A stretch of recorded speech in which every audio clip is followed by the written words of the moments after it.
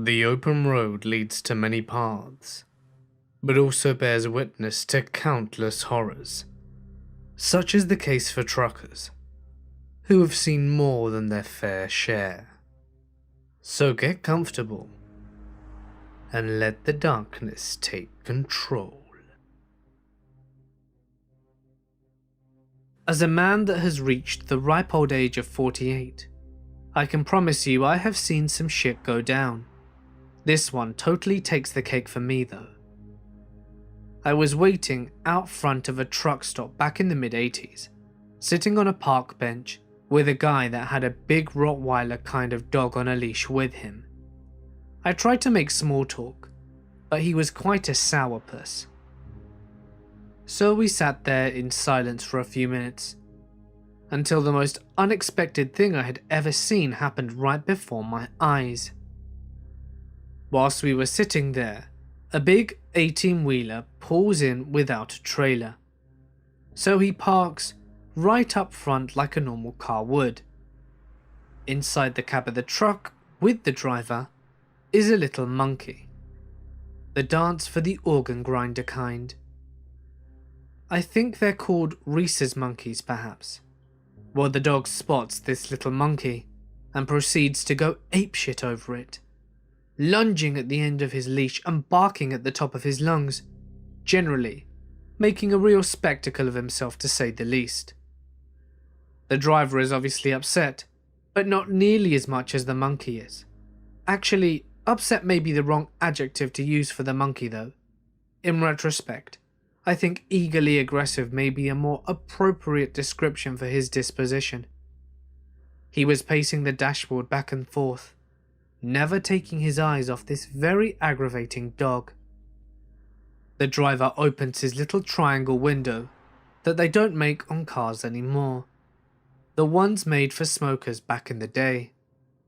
He yells out to the douchebag to call his dog off because it's upsetting his monkey.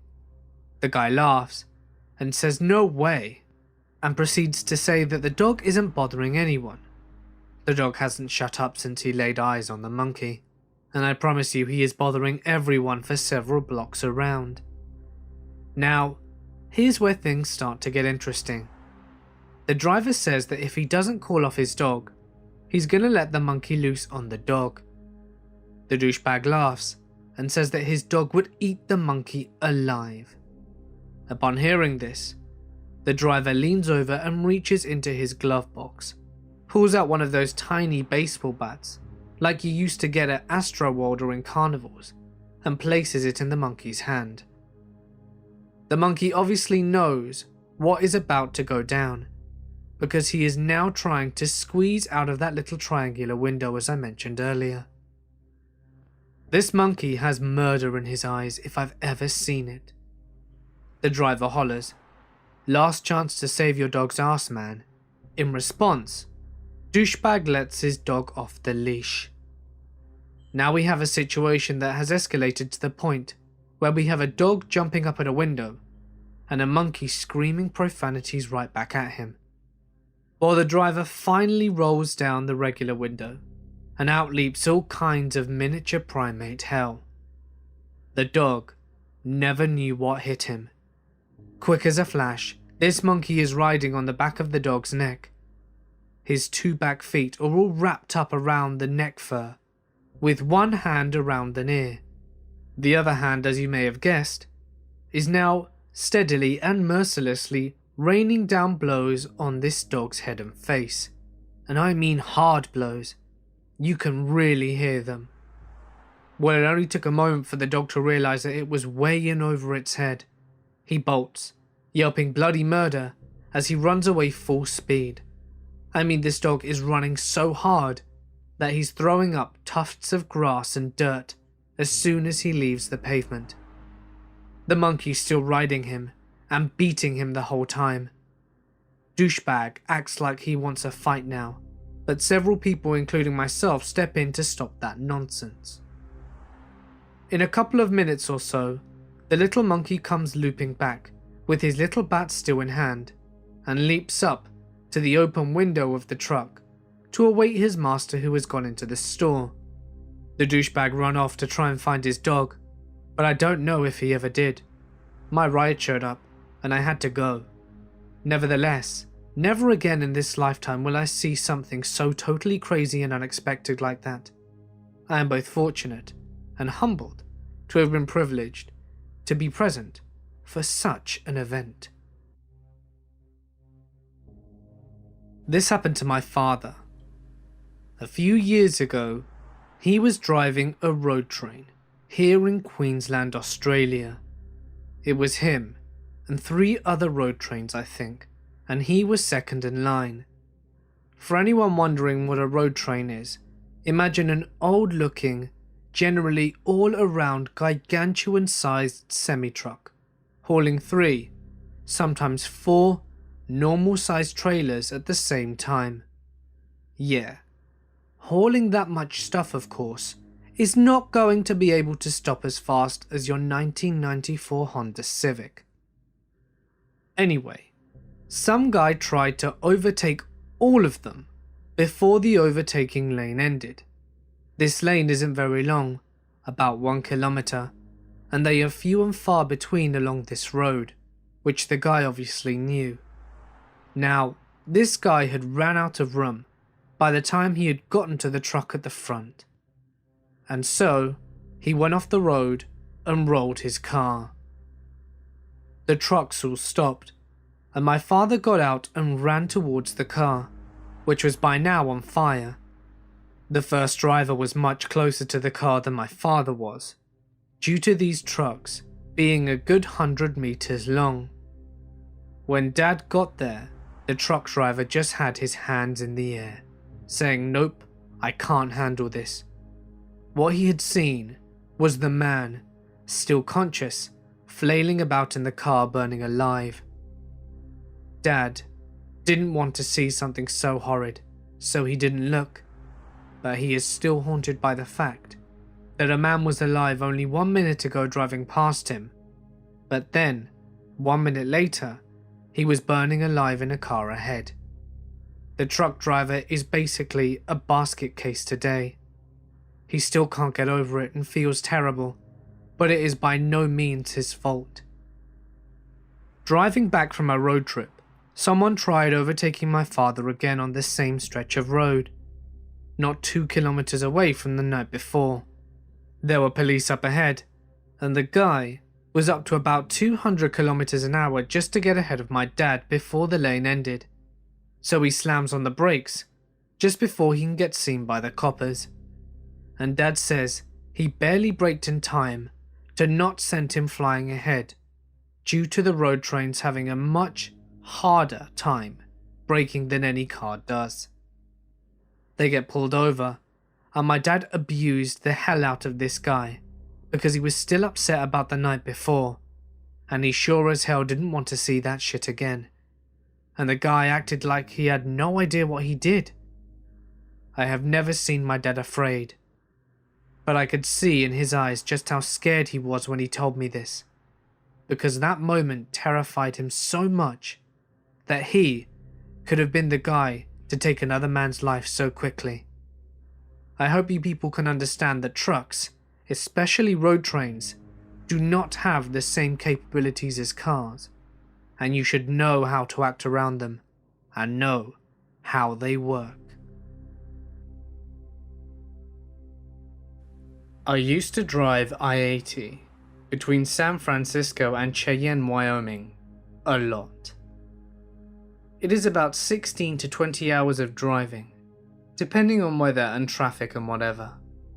Anyway, I was driving at night, and the car starts making this odd grinding noise, as if I ran over something that got stuck. It's about 2 AM. I pull into a rest stop that's well lit, and wake up my buddy who is sleeping. I explain to him, as we both get out the car, that I heard what sounded like a kid crying.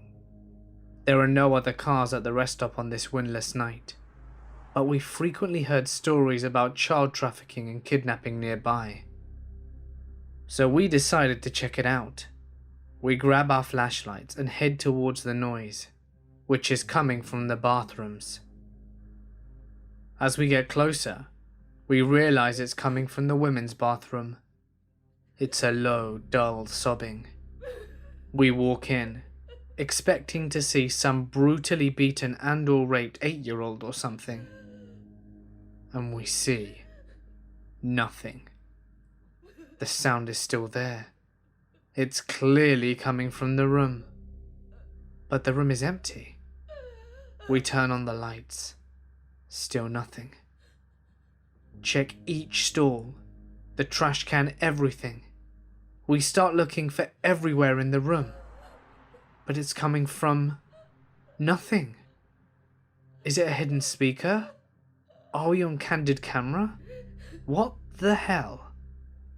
My buddy climbs up on one of the stalls to get to the top window in the rest stop, which is vented out and open. He closes it, and the noise stops completely. He opens it again, and there's no more noise. We sit there for a few seconds, staring at each other. He shrugs. The window then slams shut again, without him touching it. We were out of that bathroom in seconds. The noise started up about 10 seconds after, just as we were getting to the car, and we were tearing out of the parking lot within 10 seconds. The grinding noise was still there. So at the time, I pull over a few miles later at a Flying J truck stop, well lit and sometimes occupied. Couple of truckers there, no other civilians like us. We check under the car. There's a red and silver piece of metal wedged between the part of the car and the road, about half an inch off the ground or so. So with us in the car, it would have definitely been grinding against the ground. I can't remove it by hand, it's really wedged in there. So we kick at it to bend it and figure that we'll remove it when we get back. A week later, I had my mechanic take a look at it when he was doing a service. It was part of a kid's tricycle.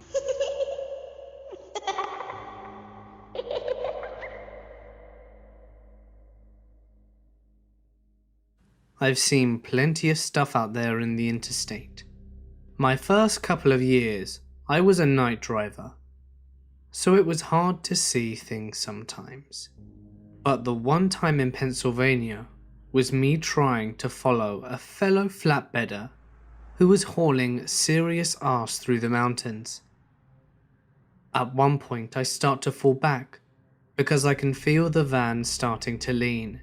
It wasn't long after that I reached down to take a swig of the handy monster I had. And I look up and there's a guy standing off the shoulder just outside the tree line wearing what appeared to be some type of soldier uniform.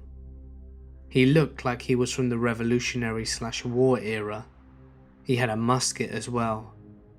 As I approached him, I could see him staring right at me.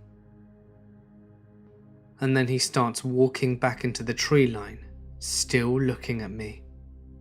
Before he manages to make it through the trees, he disappears. Like, literally vanishes in thin air. I had my windows down, and the air in the area got really cold. And after about a mile, it seemed to warm up again. I had a really sad feeling come over me for a while afterwards. Needless to say, I didn't stop for the rest of my shift. New Mexico, Nevada, and Utah are some of the states that to this day, I still see shit in the skies that I can't explain. Lights rapidly changing directions and taking off at blinding speeds, but no sound barrier being broken. I've seen lights hovering over the desert several miles off the interstate, and then it suddenly takes off or just cuts out. Various shapes and sizes from what I can make out. I know military aircrafts pretty well, and some of them more than likely were, but some of them absolutely cannot be military aircrafts currently in mainstream use. Conventional aircrafts don't move like that. The most vivid one would be at an off-ramp in New Mexico. I stopped to take a whiz and decided to turn around to give it a 15-minute break, since my arse was sore anyway. As I'm stargazing and admiring how clear this sky is, I saw what looked like a formation of lights in the shape of a triangle lift off the desert floor and then take off into the sky. I kept my eyes on it, and it just kept gaining altitude until the lights just disappeared. I looked down at my watch and noticed that it wasn't ticking, so I pulled my phone out, and it's off. I turned my phone on, and according to the time on my phone, it had been 5 minutes since my watch stopped. I felt like whatever it was that just took off had something to do with it. Kent, Texas is another one. There's an old Chevron station, and it seems like FedEx drivers like stopping in there in droves. I'm guessing it's a popular drop and hook point for them or something. But I stopped one day, and I need to take a whiz. I don't know why I didn't just stop in Van Horn, so I pull off, and I roll into the empty lot across the street. Kent is an abandoned town. I walk up to the bush line and noticed a makeshift fire pit. The wood is somewhat burnt, but not all the way. The weird thing is that there is an unscathed dollar bill stuck in the wood. For a second I was like, ooh, piece of candy. But then I got this sudden feeling of nope. So I left it alone and went to the toilet. As I'm walking back, I look over and get a very negative feeling. I look to the ground in front of me, and bam, there's a rattlesnake looking right at me. I stop dead in my tracks and walk carefully around it, and it seems to be staring at me. I run as fast as I can, back to my truck feeling like somebody was behind me. I kicked up a lot of dust getting out of there, and I have never stopped in Kent since. This other time in Missouri, I stopped at an off-ramp to stretch and take a breather. As I'm smoking a cigarette, a little girl from some direction I couldn't figure out giggles and says, "Hi, mister." My initial reaction was a bit creeped out. What is a kid doing out here in the middle of the night? So I talk back and say hi. Then she responds with, "My mummy says you'll be okay. Don't worry." Now utterly confused, I ask her what she means. No response. Then suddenly I feel like somebody is standing next to me. But it doesn't feel negative or bad. It just feels like somebody is right there next to me. Since it didn't have a negative vibe to it, I just finished my cigarette and left. Later on down the road, I realized that I forgot to fuel up at my last stop when the warning light came on. So I scrambled to look at my GPS to find the nearest truck stop, and I find one and set the course.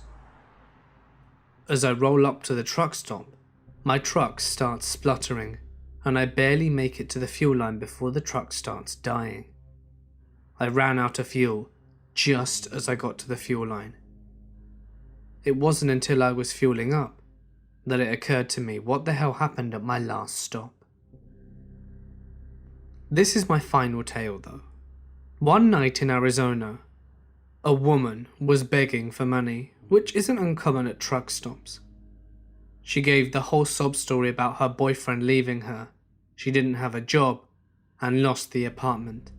Her 2 kids were hungry, and she didn't know what to do. With me being a social creature, I let the conversation go on for some reason. To make it short, she was molested by her father as a child, raped on several occasions in her teen years, and then found a lesser of an evil boyfriend who tried to get her into drugs, got her pregnant and beat her all the time.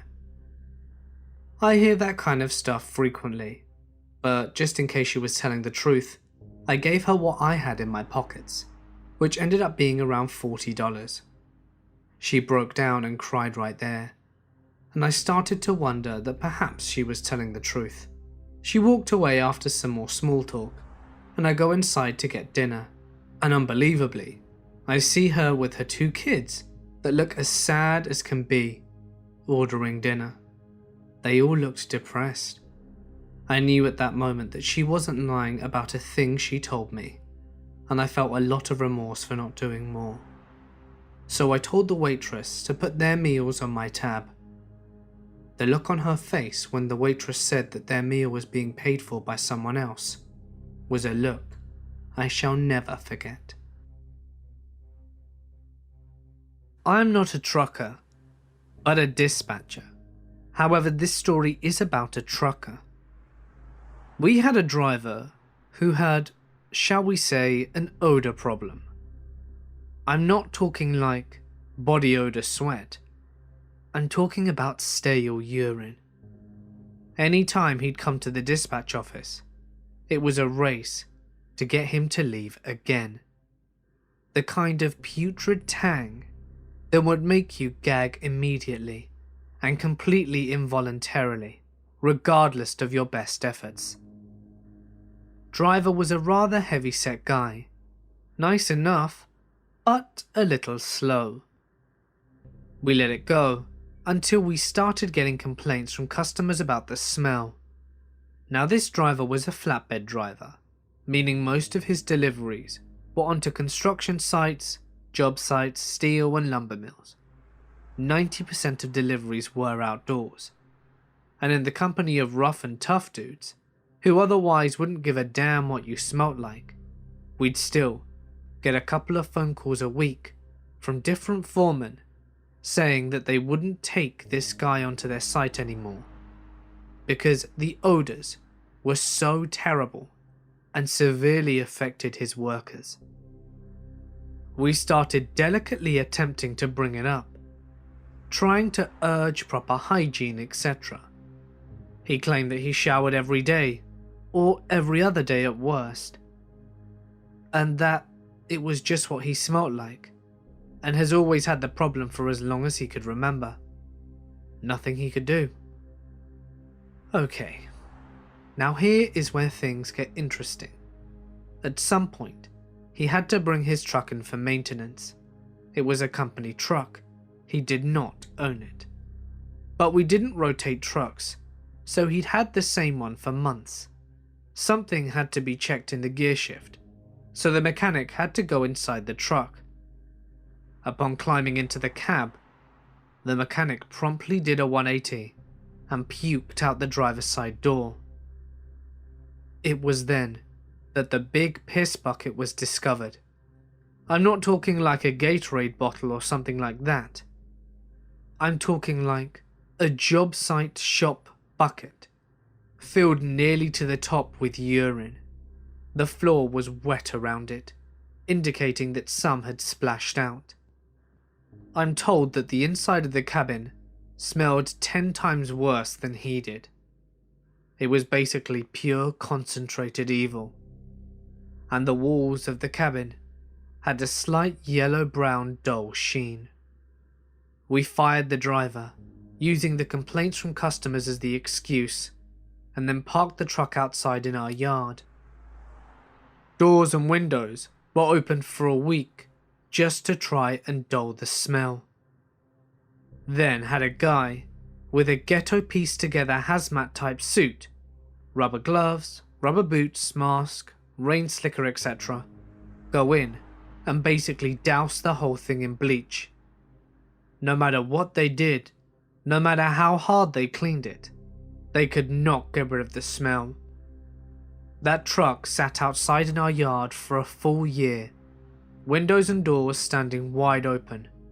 Rain, snow, blustery winds, it just sat wide open to the elements.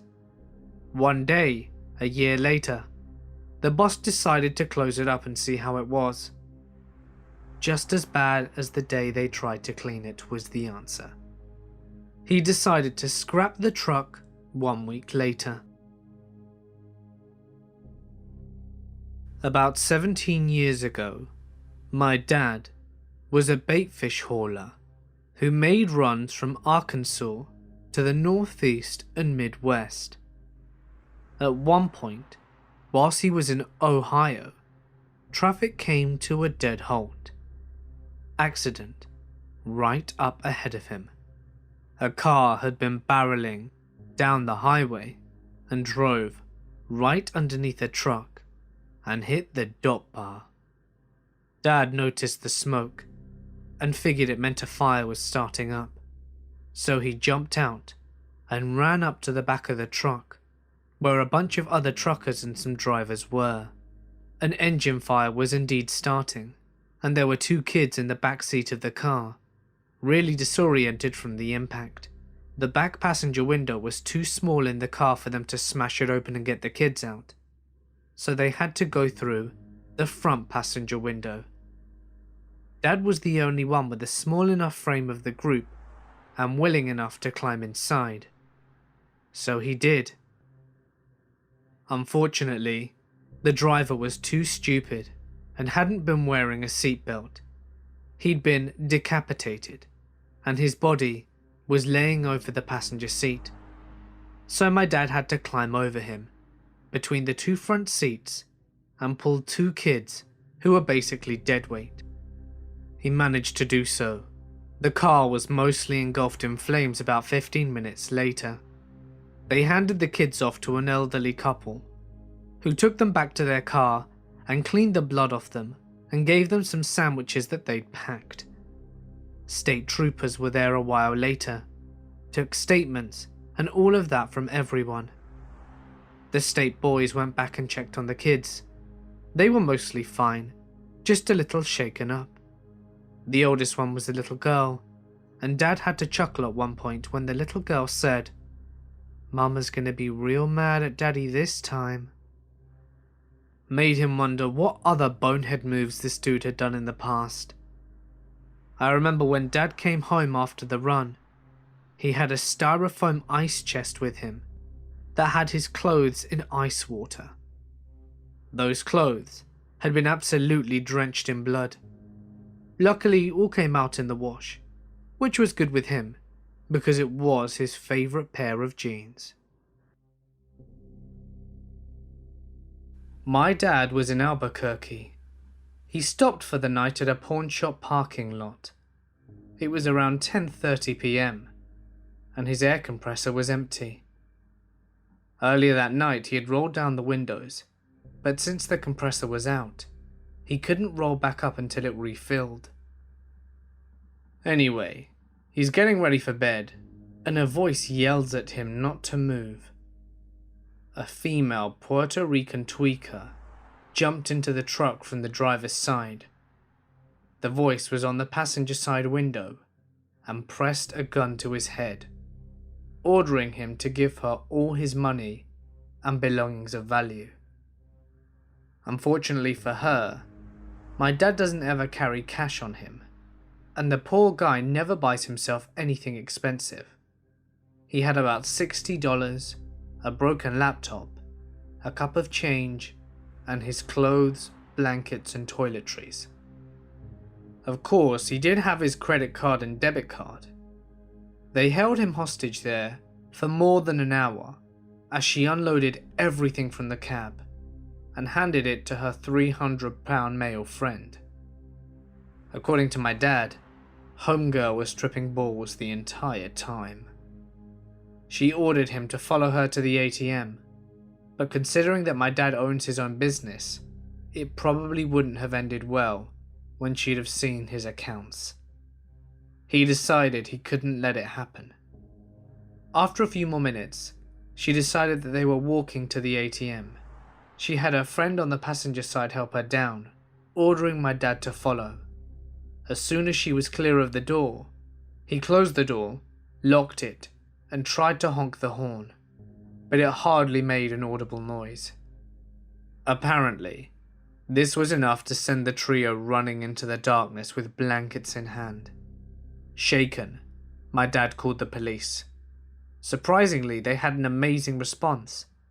15 to 20 patrol cars, a helicopter, dogs, etc. were there within 5 minutes. 2 of them were caught, but not the third one.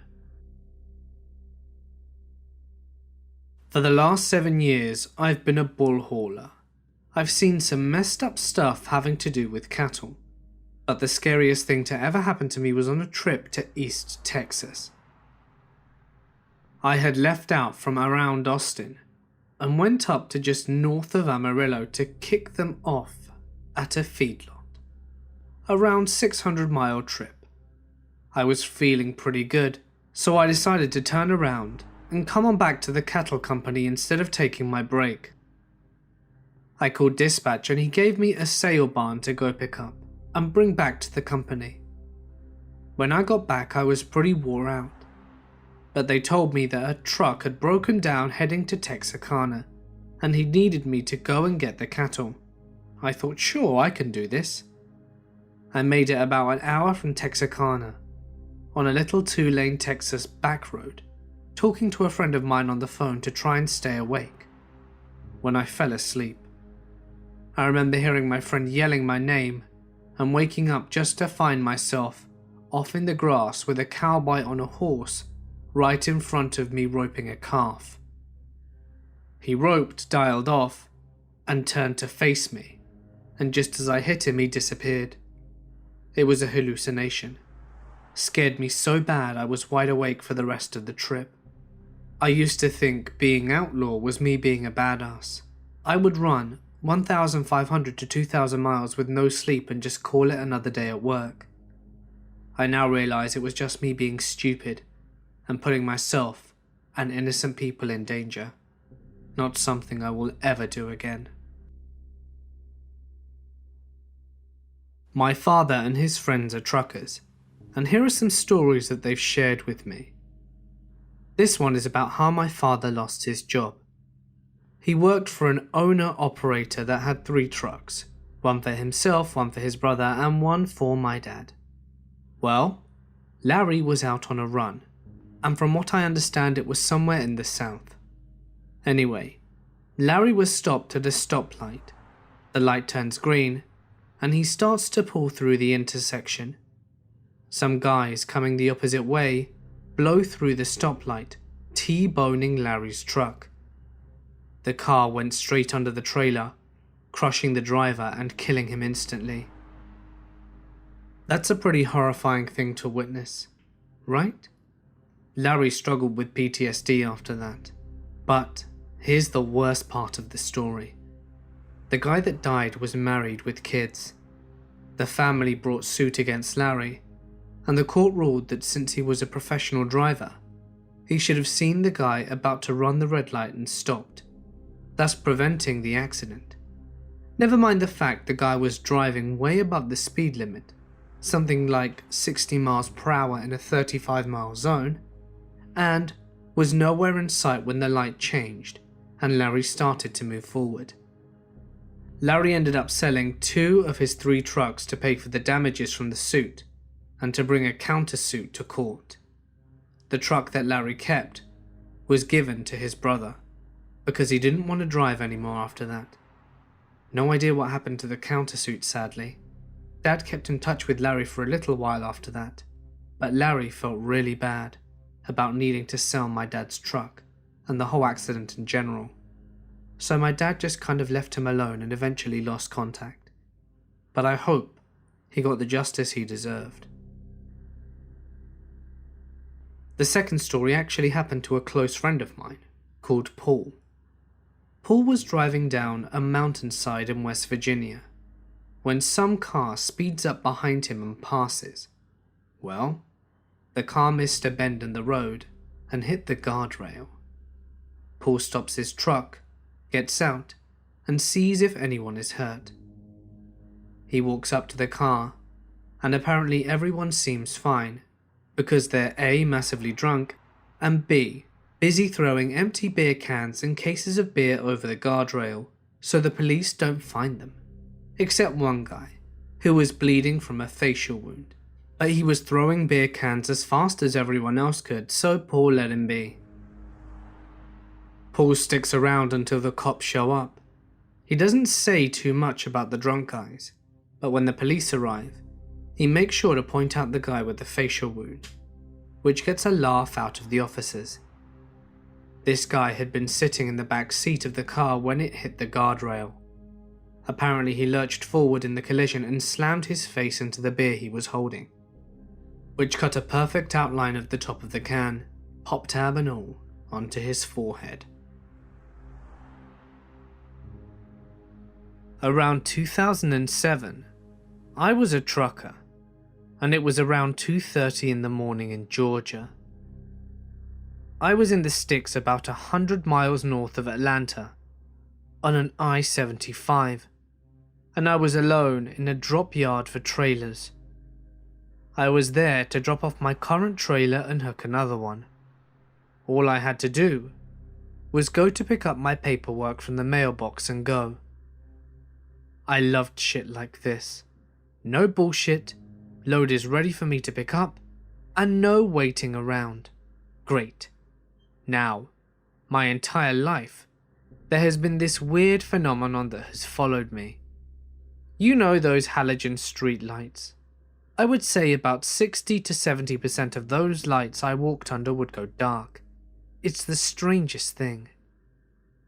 If I walk down a street at night, it's not strange at all if every light I walk under goes out. And when I walk away from it, it comes back on.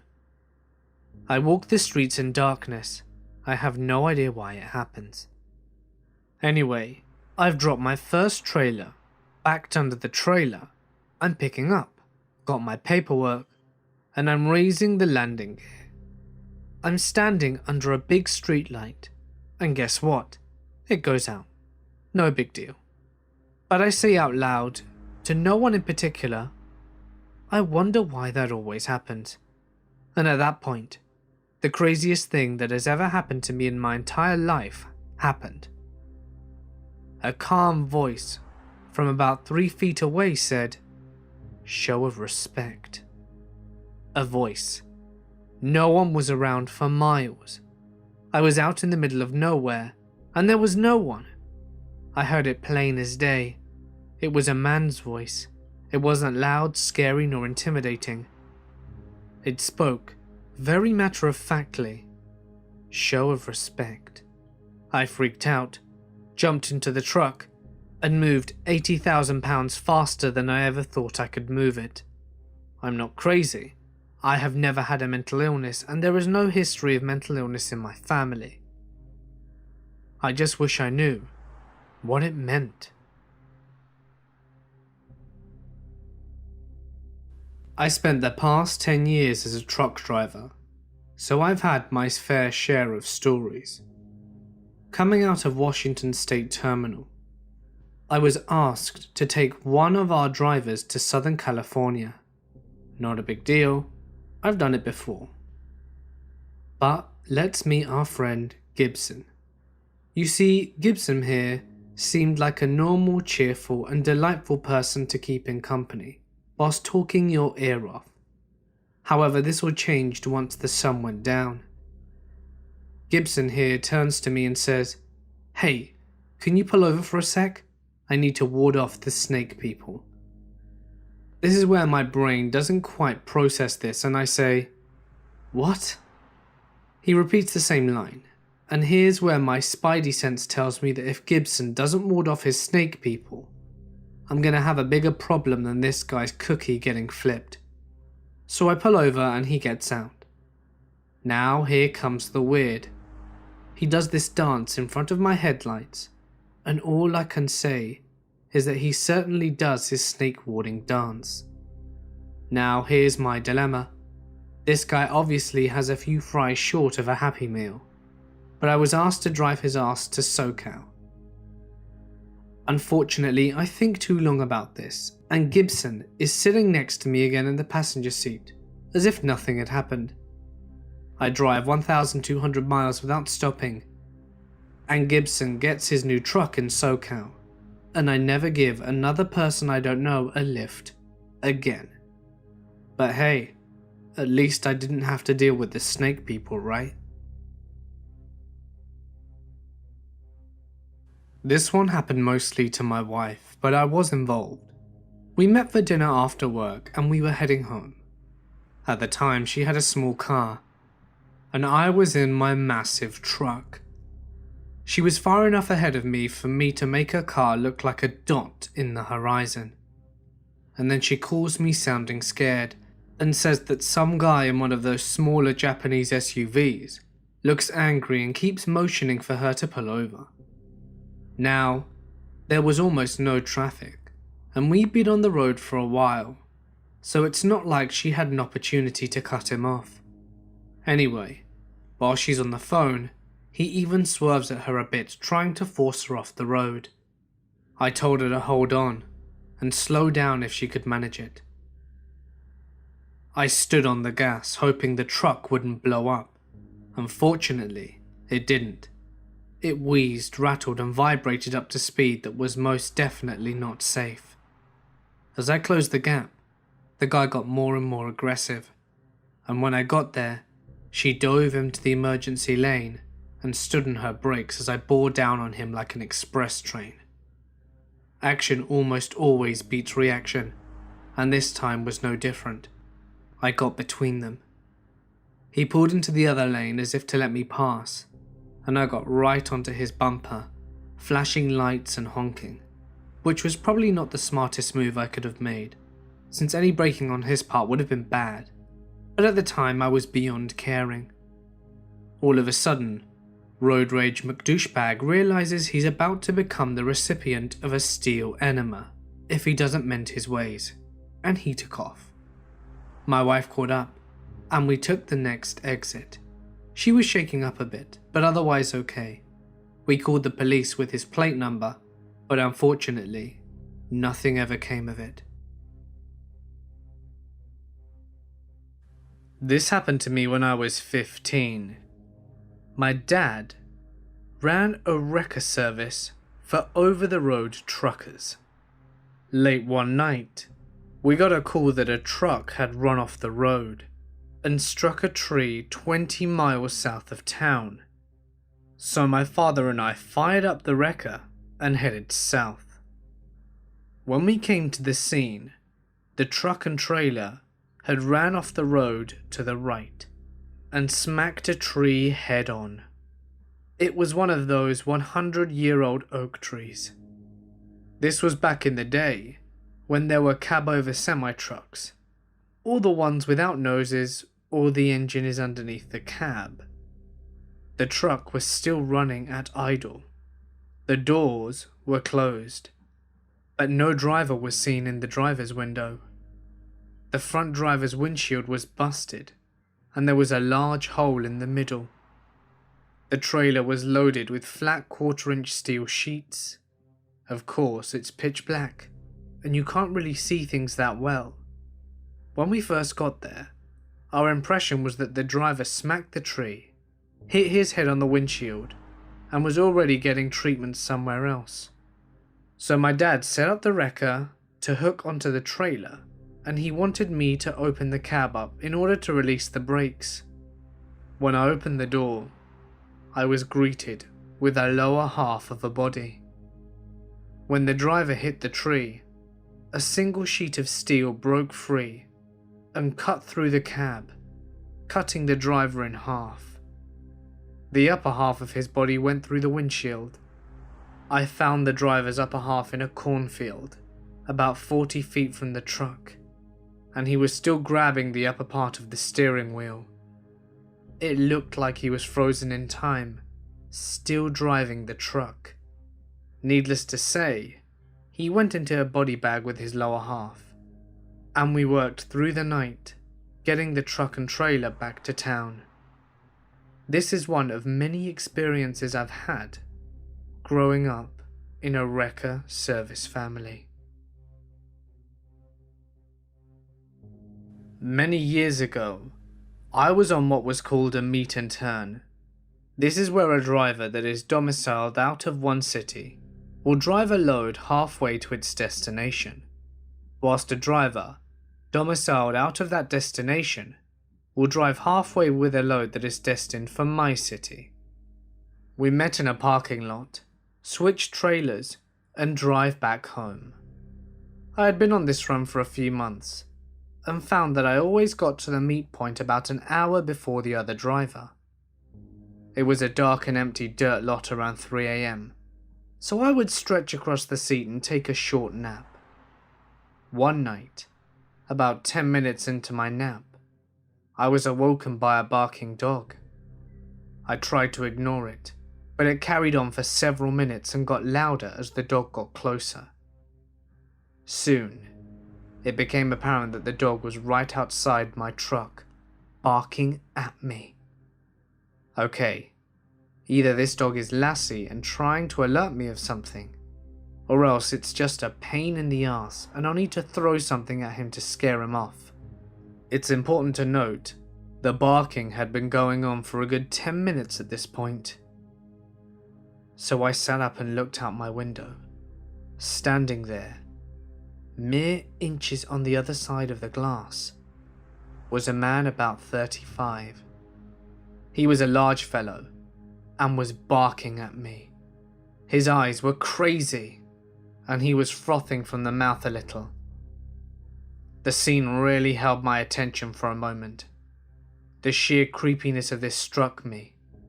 Gently, and making an absolute minimum of sudden movement, I reached down and started my truck and slowly pulled away.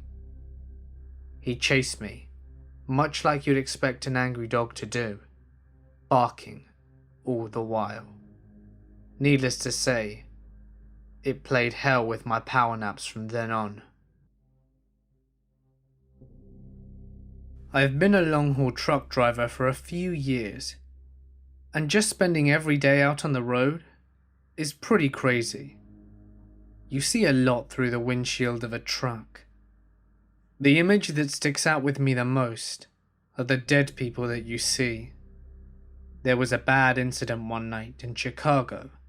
It was late, rainy, on the interstate by Wrigley Field, and all I could see were flashing lights in the opposite lane. I don't usually rubberneck because I don't want to see other people's misfortune, but this time I did. There was a dead family lying broken on the road, and the first responders were pretty much just standing around, waiting for the coroner to arrive. I can still see the flashing lights in the rain, and the little dead baby lying 30 feet away from its dead parents. I wish I had never looked. Another time again in Chicago, probably around Gary, I saw a possible drunk driver in a fancy car, driving erratically on the interstate. I called the police and gave them the mile marker where it was, so that they could try and stop it. I lost sight of the car as it sped off, but a few miles down the road, it was flipped over on the other side of the freeway, engulfed in flames. I don't think the driver made it out, as there was no one standing beside it. One night in northern Ontario, I was climbing a hill on a single lane back up top, and just as I crest the hill, there is a minivan coming straight at me in my lane, and a long line of cars that are passing the other. I have nowhere to go, and I'm not allowed to leave my lane of traffic even if that means killing you. So I hit the brakes, even managing to lean forward and grab the trailer spike to use all the brakes, knowing these two things. I'm about to kill someone in this minivan, and that I am about to be covered in thousands of gallons of horse piss that I was hauling in the trailer. Luckily, the stupid minivan was able to get back on the other lane when other vehicles started hitting their brakes to avoid the incident that was about to happen. Things like this I remember. Nearly dying in accidents, nearly killing people as they cut you off, not realizing how long it takes for a truck to stop. There are good days to driving trucks, but the bad ones are the reasons I quit. I was running on Kansas Highway 96, out of the Great Bend early one morning. Dawn was just peeking over the horizon back to the east, and I rounded the curve out of the town, heading west, when I see Bambi and the gang crossing the road. It must have been at least 12 of them. I get up in the middle of the road and I lay on the air horn. They stop crossing, but they all start running along both sides of the road in the direction I'm going. I get back on the throttle, and just as I come up on the group, I see two of the deer on the north side deciding that they now want to join the group on the south side. Reflexes kicked in, and I jump into the oncoming lane to avoid them. I saw one's face as clear as day, as my fender and the door went past him. He didn't hit the corner door of my trailer or my drives, luckily. However, he did hit his head on the side of my trailer. It must have been enough to daze him as I watch him fall and get hit by my back hopper on the side. He went under my trailer tandems when he exploded. I was gross overweight, so he didn't stand a chance. I pulled over about a mile up the road where it was wide enough to do so, and went to look over my trail. I didn't see any marks on my trailer or hopper, nor anything much of the trailer tandems.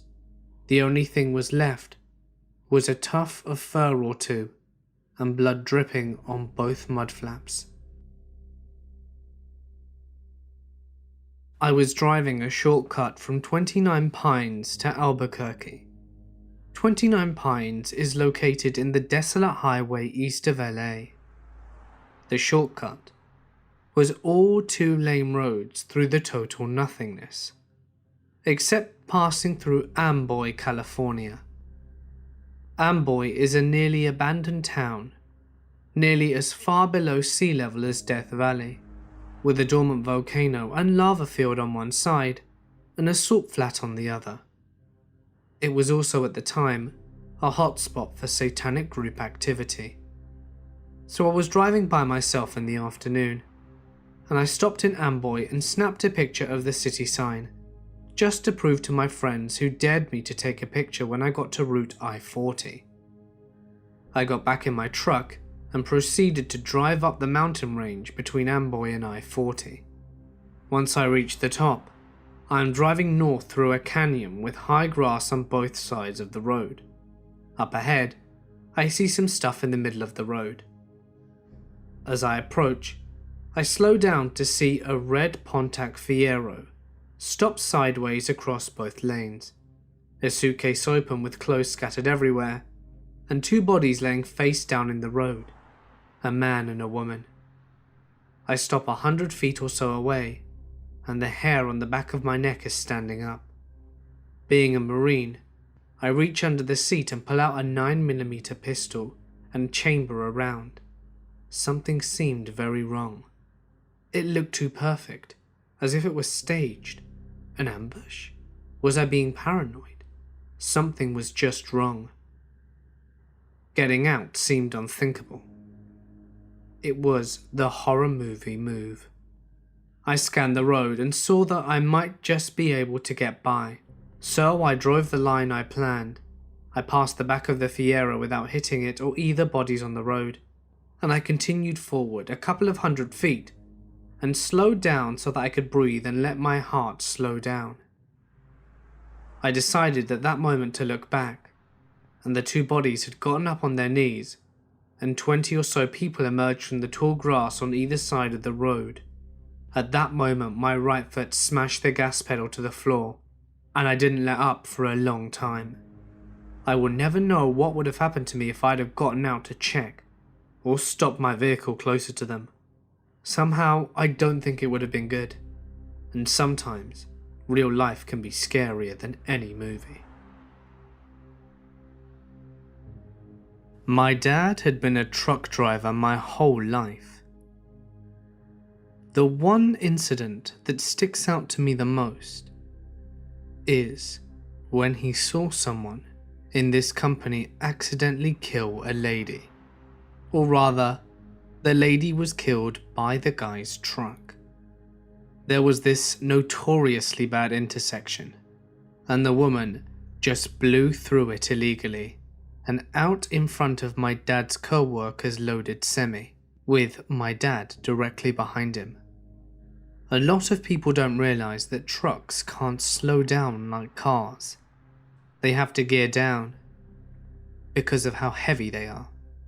She was killed instantly, and her family later tried to sue the company my dad worked for, which went nowhere. Also, when I was a kid, he was in a grain elevator explosion. My dad's truck was about the 10th in line, and the first couple of trucks were basically vaporized. It was a pretty scary day, because we saw about it on the news before he was able to get hold of us.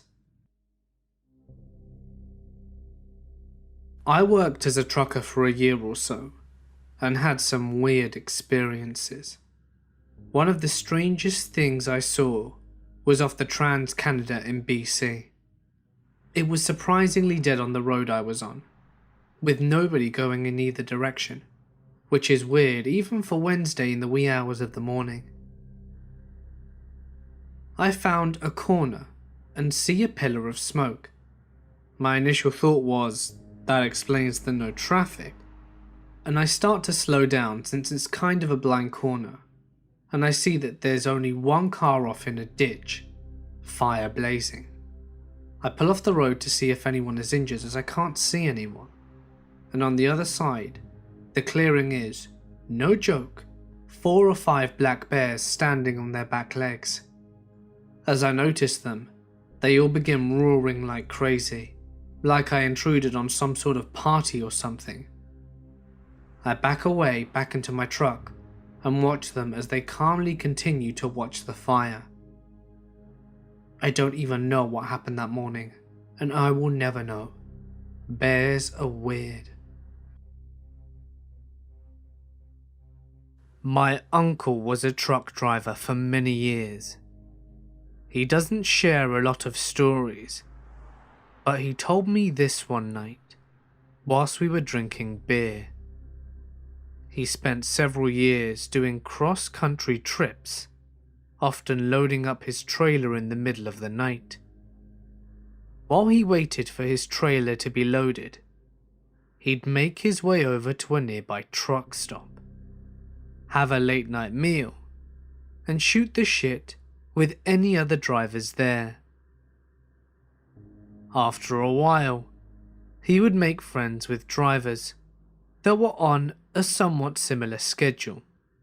He befriended this particular guy that he would run into about once a month or so. He said this guy was massive, a huge guy. My uncle is kind of a wise ass that can get annoying really quickly. He said this was one guy he knew that when he crossed the line and agitated him, it was time to go. Anyway, he runs into this guy every so often, and they shoot the shit and kill time while their semi-trucks are getting loaded up. One night, the guy invites him back into his semi. He wants to show him something that he built there in his semi. This guy's semi has a sleeper on the back, so it's pretty big. Basically, it's a semi-truck with a small room right behind the driver to sleep in. My uncle is intrigued by seeing what kind of custom work this guy has done in his semi, so he goes along with him. Once there, in the truck, the guy shows him what he's built in the sleeper of his semi. It's a big, heavy-duty box. Apparently it has hydraulic arms on either side, so he can open and close it with the push of a button. He says that once he's pushed the button, it seals shut and can no longer be opened. My uncle is kind of weirded out by this, but cracks a few jokes about the box.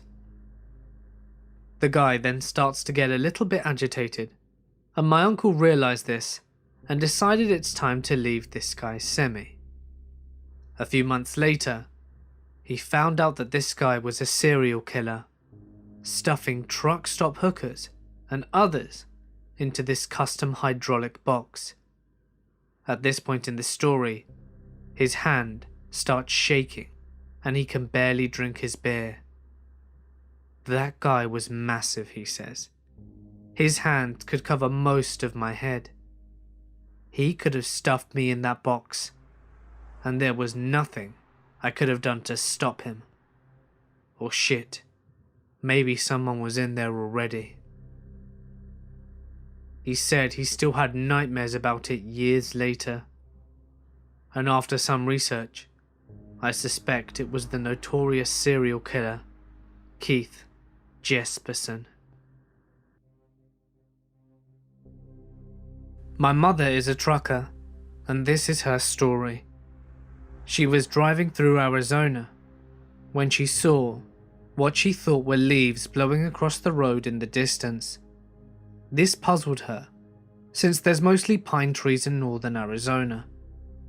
When she finally got to the leaves, she realized that they were migrating tarantulas. Thousands of them. There were so many of them that her truck was sliding on their guts, so she had to slow down. She stopped at the first truck stop and told her co-driver to fuel up, as he was sleeping at the time, because she was not going to step foot outside after what she'd just seen. Her co-driver was pissed, since it was technically his time off, and he thought she was going crazy, until he saw the tarantula guts and legs caked in the inside wheel of the truck. She also outran a tornado in the Midwest. She was about to pull over and take cover until she saw another big rig that was parked on the side of the road get tossed a couple of 100 yards away like a toy. She called me and told me that she thought she was going to die and wanted her last words to be "I love you" to me. She pulled off the freeway and got to a Walmart where she ran into the basement where all the staff and customers were taking shelter. After the tornado passed, they stepped out of the basement into daylight, since the Walmart was destroyed. My dad drives in Texas a lot, but there is a particular road he always avoids. I'm not sure which road it is, but he says it's in the middle of old Native American land. On a cloudless night, he was driving through. He kept seeing shadows run along the side of his trailer. Every once in a while, he would hear a loud bang, as if someone was slapping the side of the trailer. After a while, he was getting tired of it. It could have possibly been something that demanded his attention. So he decided to stop and see if perhaps a tire had blown, because that was probably the most likely thing that could be making the noise. He opened the door and stepped out. He did his usual walk around, checking the tires, but as he turned the corner, he heard a laugh, and a shadow took off running down the road. Needless to say, he shit his pants and jumped into the truck. He was driving like a maniac, and about 15 miles later, he saw the skinwalker standing on the side of the road with its arms crossed. He didn't stop until daylight. My dad was a trucker for years before a work injury grounded him. He came home white as a sheet one day and wouldn't talk for 2 days. When he did, he told us that a lady had ran a red light and tried to speed underneath his trailer. This was shortly after the Fast and Furious movie came out, and the resulting wreck turned the car into a convertible and decapitated the woman. The side of his trailer was a Rorschach of blood and grey matter, and it took my dad 2 months of therapy to get back in his rig, and even though the insurance company said it was fixable, he scrapped the trailer and started pulling trailers for a big company instead of his own. I just wish that some people would be more careful on the road. My uncle was a long-haul truck driver back in the 90s. Mainly did international runs from Canada down to the US and then back to Canada. He had a pretty nice new Kenworth that had one of those maximum size sleepers on it, a built-in toilet and the works. He decided that the small tank that came with the toilet was a pain in the ass to have to empty so frequently. So he converted half of his passenger side diesel tank into a septic tank. A few weeks after converting his tank, he happened to pull into a truck stop somewhere in the United States and parked for the night after driving longer than he should have. He woke up at 5 a.m. with the dawn just starting to get bright. He climbed out to see beside his truck something that would make him laugh every time he tells this story. On the ground on the right-hand side of the truck was a 5-gallon jerry can, a siphon hose with one end in his tank and the other laying on the ground. Puddle of puke and some puke footprints. Another few feet away, puddle of puke. Another few feet away, another pile of puke. Some dumb son of a bitch tried to siphon his septic tank in the middle of the night. Hey guys, it's Mort here, and thank you so much for listening. I've been hearing what you guys have been requesting in the comments section, which is why tomorrow I've got a big paranormal video lined up for you, with some all new, never before heard stories. It's gonna be big, and not to be missed. It would mean the world to me if you would show this video a little love by leaving a like, and dropping a comment, as it goes a long way. And why not consider sharing the video with a friend, or someone who you think will enjoy it. Just a reminder that you can see my new merchandise, which can be found in the description, along with the links to my social media, as well as my Patreon, if you are feeling extra generous. If you would like me to read your story on my channel, feel free to send it to my email or share it to my Reddit, which is of course in the description. Please make sure to include as much punctuation and descriptive language as possible to maximize your chances of it being read. But anyway, for now guys, I'm going to sign off. Stay awesome, and I'll see you in the next one.